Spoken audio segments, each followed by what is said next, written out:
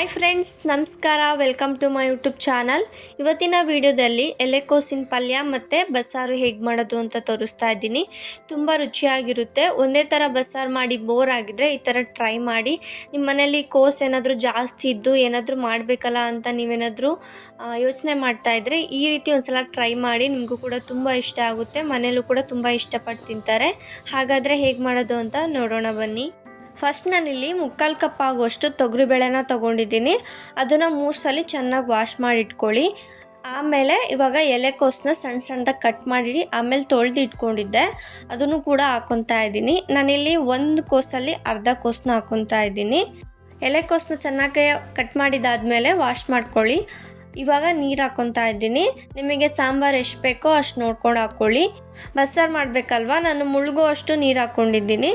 ಇವಾಗ ಒಂದು ಸಲ ಮಿಕ್ಸ್ ಮಾಡ್ಕೊತಾ ಇದ್ದೀನಿ. ಚೆನ್ನಾಗಿ ಬೇಳೆ ಮತ್ತು ಕೋಸು ಚೆನ್ನಾಗಿ ಮಿಕ್ಸ್ ಆಗಬೇಕು, ಇಲ್ಲಾಂದರೆ ಬರೀ ಬೇಳೆನೇ ಕೆಳಗಡೆ ಜಾಸ್ತಿ ಬೆಂದ್ಬಿಡುತ್ತೆ. ಅದಕ್ಕೋಸ್ಕರ ಒಂದು ಸಲ ಮಿಕ್ಸ್ ಮಾಡಿಕೊಂಡು ಇವಾಗ ಸ್ವಲ್ಪ ಉಪ್ಪು ಹಾಕ್ಕೊಂಡು 1 ವಿಷಲ್ ಬರೋವರೆಗೂ ಕೂಗಿಸ್ಕೊತಾ ಇದ್ದೀನಿ. ನಿಮಗೆ ಬೇಕು ಅಂದರೆ 2 ವಿಷಲ್ ಹಾಕಿಸ್ಕೊಳ್ಳಿ, ಜಾಸ್ತಿ ಬೆಂದರೆ ಚೆನ್ನಾಗಿರೋದಿಲ್ಲ. ಇವಾಗ ಕೋಸನ್ನ ಮತ್ತು ಬೇಳೆನ ಸಪ್ರೇಟಾಗಿ ಇಟ್ಕೊಂಡಿದ್ದೀನಿ.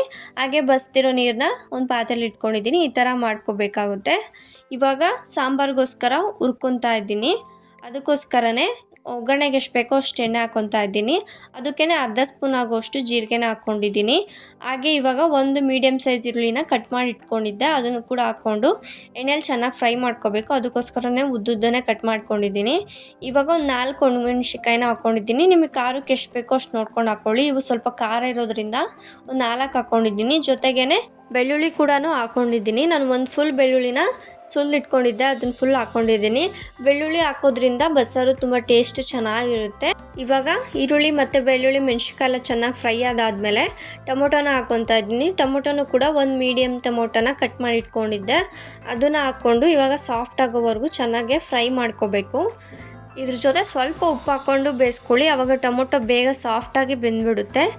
ಇವಾಗ ಈರುಳ್ಳಿ ಮತ್ತು ಟೊಮೊಟೊ ಎಲ್ಲ ಚೆನ್ನಾಗಿ ಫ್ರೈ ಆಗಿದೆ.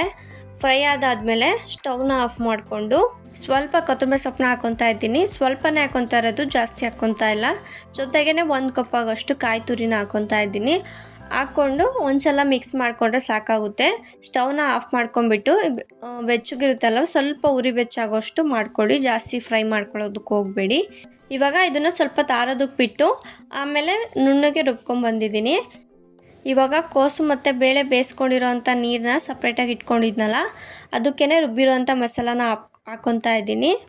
ಹಾಗೆ ಸ್ವಲ್ಪ ಮಿಕ್ಸಿ ಜಾರ್ ಇರುತ್ತಲ್ವ, ಅದಕ್ಕೂ ಸ್ವಲ್ಪ ನೀರು ಹಾಕ್ಕೊಂಡು ಮಿಕ್ಸ್ ಮಾಡ್ಕೊಂಡು ಎಲ್ಲ ಕ್ಲೀನ್ ಮಾಡಿಕೊಂಡು ಹಾಕ್ಕೊಂಡಿದ್ದೀನಿ. ಇವಾಗ ಚೆನ್ನಾಗಿ ಮಿಕ್ಸ್ ಮಾಡ್ಕೋಬೇಕು, ಯಾವುದೇ ಗಂಟಿಲ್ಲದೆ ಚೆನ್ನಾಗಿ ಮಿಕ್ಸ್ ಮಾಡ್ಕೊಳ್ಳಿ. ಇವಾಗ ನೋಡಿ ಚೆನ್ನಾಗಿ ಮಿಕ್ಸ್ ಮಾಡ್ಕೊಂಡಿದ್ದೀನಿ. ನೋಡಿ, ಈ ಕನ್ಸಿಸ್ಟೆನ್ಸಿಯಲ್ಲಿ ಸಾಂಬಾರು ಇರಬೇಕು. ನೀವು ಇನ್ನೂ ಸ್ವಲ್ಪ ನೀರು ಹಾಕ್ಕೊಳ್ಳೋದು ಅದೆಲ್ಲ ಮಾಡೋದಕ್ಕೆ ಹೋಗಬೇಡಿ. ಈ ಕನ್ಸಿಸ್ಟೆನ್ಸಿಯಲ್ಲಿದ್ದರೆ ಸಾಕಾಗುತ್ತೆ.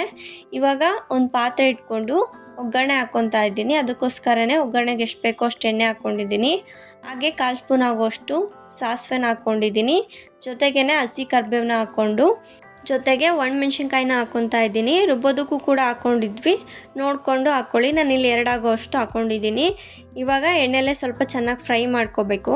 ಎಲ್ಲ ಚೆನ್ನಾಗಿ ಫ್ರೈ ಮಾಡ್ಕೊಂಡಾದ್ಮೇಲೆ ರೆಡಿ ಮಾಡ್ಕೊಂಡಿರೋಂಥ ಸಾರನ್ನ ಹಾಕ್ಕೊತಾ ಇದ್ದೀನಿ. ಅದೇ ಮಸಾಲೆ ರುಬ್ಬಿರೋದನ್ನ ಬೇಯಿಸಿರೋಂತಹ ರಸ ಇತ್ತಲ್ವ, ಅದಕ್ಕೆ ಹಾಕ್ಕೊಂಡಿದ್ವಲ್ಲ, ಅದನ್ನು ಇಲ್ಲಿಗೆ ಹಾಕ್ಕೊಂಡಿದ್ದೀನಿ. ಇವಾಗ ಚೆನ್ನಾಗಿ ಮಿಕ್ಸ್ ಮಾಡ್ಕೊತಾ ಇದ್ದೀನಿ. ನೀವು ಕನ್ಸಿಸ್ಟೆನ್ಸಿನ ನೋಡ್ಕೊಳ್ಳಿ. ನಿಮಗೆ ಸಾಂಬಾರು ನೀರಾಗಿ ಬೇಕು ಅಂದರೆ ನೀರಾಗಿ ಮಾಡ್ಕೊಳ್ಳಿ, ಇಲ್ಲ ಗಟ್ಟಿಗೆ ಬೇಕು ಅಂದರೆ ನಿಮಗೆ ಯಾವ ರೀತಿ ಬೇಕೋ ಆ ರೀತಿ ಮಾಡ್ಕೊಳ್ಳಿ. ನಾನು ಈ ಕನ್ಸಿಸ್ಟೆನ್ಸಿಯಲ್ಲಿ ಮಾಡ್ಕೊಂಡಿದ್ದೀನಿ. ಇವಾಗ ಸ್ವಲ್ಪ ಹುಣಸೆಹಣ್ಣು ರಸನ ಹಾಕ್ಕೊತಾ ಇದ್ದೀನಿ. ನೀವು ಟೊಮೊಟೊ ಜಾಸ್ತಿ ಹಾಕಿದರೆ ಹುಣಸೆಹಣ್ಣಿನ ರಸ ಬೇಕಾಗೋದಿಲ್ಲ, ಇಲ್ಲ ಅಂದರೆ ಸ್ವಲ್ಪ ಹುಣಸೆಹಣ್ಣಿನ ರಸ ಹಾಕ್ಕೊಳ್ಳಿ. ಜೊತೆಗೆ ರುಚಿಗೆ ತಕ್ಕಷ್ಟು ಉಪ್ಪು ಹಾಕ್ಕೊಂಡು ಇವಾಗ ಸಾಂಬಾರನ್ನ ಚೆನ್ನಾಗಿ ಕುದಿಸ್ಕೋಬೇಕು. ಸಾಂಬಾರು ಚೆನ್ನಾಗಿ ಮಳ್ದಷ್ಟು ರುಚಿ ತುಂಬ ಚೆನ್ನಾಗಿರುತ್ತೆ. ಬಸ್ಸಾರು ಹೇಗೆ ಅಂದರೆ, ಮಧ್ಯಾಹ್ನ ಮಾಡಿರೋ ಸಾಂಬಾರನ್ನ ರಾತ್ರಿ ಮತ್ತೆ ಕುದಿಸಿ ತಿನ್ನೋದ್ರಿಂದ ಟೇಸ್ಟು ತುಂಬ ಚೆನ್ನಾಗಿರುತ್ತೆ. ನೀವು ಒಂದು ಸಲ ಇದೇ ರೀತಿ ಮಾಡಿ ನೋಡಿ, ನಿಮಗೂ ಕೂಡ ತುಂಬ ಇಷ್ಟ ಆಗುತ್ತೆ. ಫೈನಲಾಗಿ ಸಾಂಬಾರು ರೆಡಿಯಾಗಿದೆ ನೋಡಿ, ಚೆನ್ನಾಗಿ ಕುದಿಯೋವರೆಗೂ ಕುದಿಸ್ಕೊಂಡಿದ್ದೀನಿ. ಇವಾಗ ಸಾಂಬಾರು ರೆಡಿಯಾಗಿದೆ. ಇವಾಗ ಪಲ್ಯ ಹೇಗೆ ಮಾಡೋದು ಅಂತ ತೋರಿಸ್ತಾ ಇದ್ದೀನಿ. ಒಂದು ಕಡಾಯಿ ತೊಗೊಂಡಿದ್ದೆ, ಅದಕ್ಕೇ ಒಗ್ಗರಣೆಗೆ ಎಷ್ಟು ಬೇಕೋ ಅಷ್ಟು ಎಣ್ಣೆ ಹಾಕ್ಕೊಂಡಿದ್ದೀನಿ. ಆಮೇಲೆ ಒಂದು ಮೀಡಿಯಮ್ ಸೈಜ್ ಈರುಳ್ಳಿನ ಸಣ್ಣದಾಗಿ ಕಟ್ ಮಾಡಿ ಇಟ್ಕೊಂಡಿದ್ದೆ, ಅದನ್ನು ಕೂಡ ಹಾಕ್ಕೊಂಡಿದ್ದೀನಿ. ಜೊತೆಗೇ ಕರಿಬೇವಿನ ಎಲೆ ಹಾಕ್ಕೊಂಡಿದ್ದೀನಿ. ಹಾಗೆ ಒಂದು 3 ಮೆಣಸಿನ್ಕಾಯಿನ ಕಟ್ ಮಾಡಿ ಇಟ್ಕೊಂಡಿದ್ದೆ, ಅದನ್ನು ಕೂಡ ಹಾಕ್ಕೊಂಡಿದ್ದೀನಿ. ನಿಮಗೆ ಈರುಳ್ಳಿ ಜಾಸ್ತಿ ಬೇಕಂದರೆ ಜಾಸ್ತಿ ಹಾಕ್ಕೊಳ್ಳಿ, ಜಾಸ್ತಿ ಇದ್ದಷ್ಟು ಟೇಸ್ಟ್ ತುಂಬ ಚೆನ್ನಾಗಿರುತ್ತೆ. ಖಾರಕ್ಕೆ ನಿಮಗೆ ಮೆಣಸಿನ್ಕಾಯಿ ಎಷ್ಟು ಬೇಕೋ ಅಷ್ಟು ನೋಡ್ಕೊಂಡು ಹಾಕ್ಕೊಳ್ಳಿ. ಜೊತೆಗೆ ಸ್ವಲ್ಪ ಉಪ್ಪು ಹಾಕ್ಕೊಂಡು ಬೇಯಿಸೋದ್ರಿಂದ ಬೇಗ ಬೇಯುತ್ತೆ. ಮತ್ತು ಈರುಳ್ಳಿನ ಜಾಸ್ತಿ ಬೇಯಿಸೋದಕ್ಕೆ ಹೋಗಬೇಡಿ, ಮೀಡಿಯಮಾಗಿ ಬೆಂದರೆ ಸಾಕು. ಹಾಗೆ ಸ್ವಲ್ಪ ಹಸಿ ಇದ್ದರೆ ತಿನ್ನೋದಕ್ಕೆ ತುಂಬ ಚೆನ್ನಾಗಿರುತ್ತೆ. ಇವಾಗ ಬೇಯಿಸ್ಕೊಂಡಿರೋ ಅಂಥ ಕೋಸು ಮತ್ತು ಬೇಳೆನ ಹಾಕ್ಕೊತಾ ಇದ್ದೀನಿ. ಹಾಕ್ಕೊಂಡು ಇದ್ರ ಜೊತೆನೇ 2 ಸ್ಪೂನ್ ಆಗೋಷ್ಟು ಕಾಯಿ ತುರಿನ ಹಾಕ್ಕೊತಾ ಇದ್ದೀನಿ. ನಿಮಗೆ ಬೇಕು ಅಂದರೆ ಹಾಕ್ಕೊಳ್ಳಿ, ಇಲ್ಲಾಂದರೆ ಸ್ಕಿಪ್ ಮಾಡ್ಕೊಳ್ಳಿ. ಬಟ್ ಹಾಕಿದರೆ ರುಚಿ ತುಂಬ ಚೆನ್ನಾಗಿರುತ್ತೆ. ಇವಾಗ ರುಚಿಗೆ ತಕ್ಕಷ್ಟು ಉಪ್ಪು ಹಾಕ್ಕೊಂಡಿದ್ದೀನಿ. ಇವಾಗ ಮಿಕ್ಸ್ ಮಾಡ್ಕೊತ ಸ್ವಲ್ಪ ತಂಗೇನೆ 1-2 ನಿಮಿಷ ಫ್ರೈ ಮಾಡ್ಕೊಳ್ಳಿ. ಯಾಕಂದರೆ ಕೋಸಲ್ಲಿ ಏನಾದರೂ ಸ್ವಲ್ಪ ನೀರಿನ ಅಂಶ ಇದ್ದರೆ ಅದು ಕೂಡ ಡ್ರೈ ಆಗಬೇಕು. ಅದಕ್ಕೋಸ್ಕರ ಸ್ವಲ್ಪ ಹೊತ್ತು 1-2 ನಿಮಿಷ ಹಂಗೆ ಫ್ರೈ ಮಾಡ್ಕೊಳ್ಳಿ. ನೋಡಿ ಇವಾಗ ಚೆನ್ನಾಗಿ ಫ್ರೈ ಮಾಡ್ಕೊಂಡಿದ್ದೀನಿ. ಫೈನಲ್ ಆಗಿ ಕೋಸು ಪಲ್ಯನೂ ರೆಡಿಯಾಗಿದೆ. ಬಿಸಿ ಬಿಸಿ ಮುದ್ದೆ ಮತ್ತು ಬಿಸಿ ಬಿಸಿ ಅನ್ನಕ್ಕೆ ತುಂಬ ಚೆನ್ನಾಗಿರುತ್ತೆ. ನಿಮ್ಮ ಮನೇಲಿ ಏನಾದರೂ ಎಲೆಕೋಸಿದ್ರೆ ಈ ಥರ ಟ್ರೈ ಮಾಡಿ, ನಿಮಗೂ ಕೂಡ ತುಂಬ ಇಷ್ಟ ಆಗುತ್ತೆ. ಒಂದೇ ಥರ ಬಸ್ಸಾರು ತಿಂದು ಬೋರ್ ಆಗಿದ್ದರೆ ಈ ರೀತಿ ಮಾಡ್ಕೊಂಡು ತಿನ್ನಿ, ನಿಮಗೂ ಕೂಡ ತುಂಬ ಇಷ್ಟ ಆಗುತ್ತೆ. ಹಾಗೆ ಮನೆಯಲ್ಲೂ ಕೂಡ ತುಂಬ ಇಷ್ಟಪಟ್ಟು ತಿಂತಾರೆ. ಇದೇ ಥರ ವೀಡಿಯೋಸ್ಗೋಸ್ಕರ ನನ್ನ ಚಾನಲ ಸಬ್ಸ್ಕ್ರೈಬ್ ಮಾಡ್ಕೊಳ್ಳಿ. ಈ ವಿಡಿಯೋ ನಿಮಗೆ ಇಷ್ಟ ಆಗಿದ್ದಲ್ಲಿ ಪ್ಲೀಸ್ ಲೈಕ್ ಮಾಡಿ ಮತ್ತು ಶೇರ್ ಮಾಡಿ. Thank you for watching the video.